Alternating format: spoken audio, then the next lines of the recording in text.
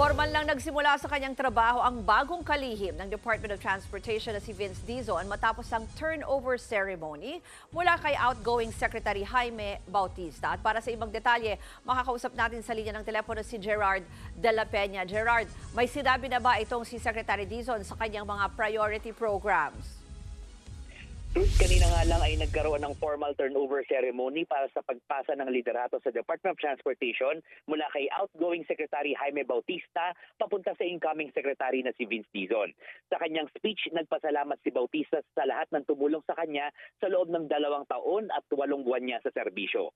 Umaasa siyang may pagpapatuloy ni Dizon ang mga proyektong sinimulan ng kanyang liderato, kabilang na ang pagsasepribado ng operasyon ng 4 pa na regional airports at gayon din ang operasyon ng MRT Line 3. Nagpasalamat din siya kay Dizon matapos ang pahayag nitong itutuloy niya ang Public Transport Modernization Program at ang operasyon ng EDSA busway na balak na ring isapribado. Mananatili raw siyang bukas sakaling kailanganin ng ahensya ang kanyang tulong. Sa kabilang ako, bilib naman daw si Dizon kay Bautista dahil hindi raw madaling magsilbi sa gobyerno lalo na kung galing sa private sector. Ruth, muling ibinahagi ni Dizon ang marching order sa kanya ni Pangulong Bongbong Marcos na paginhawain ang buhay ng mga commuter.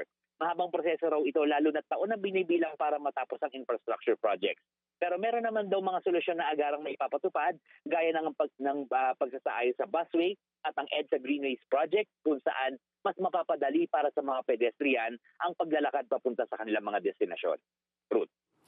Gerard, bukod dyan sa mga nabanggit mong proyekto, meron din kasing ibang mga infrastructure projects na meron ding iba pang problema, no? Kaya hindi natutuloy. May binanggit ba siya tungkol dyan?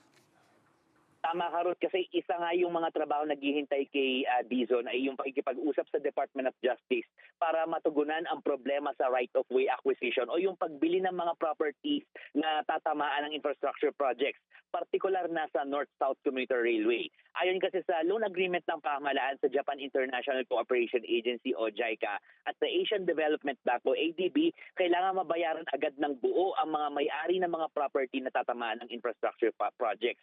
Pero nakasaad naman sa batas natin, Ruth, na hindi dapat ito'y binibigay ng isang bagsak at mababayaran lamang ng buo kapag naibaba na ang titulo sa pamahalaan.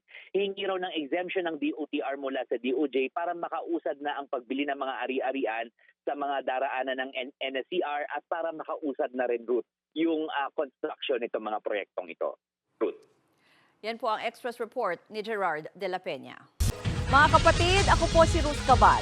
Maging maalam at may pakialam sa mga may init at rumaratsadang balita sa Frontline Express.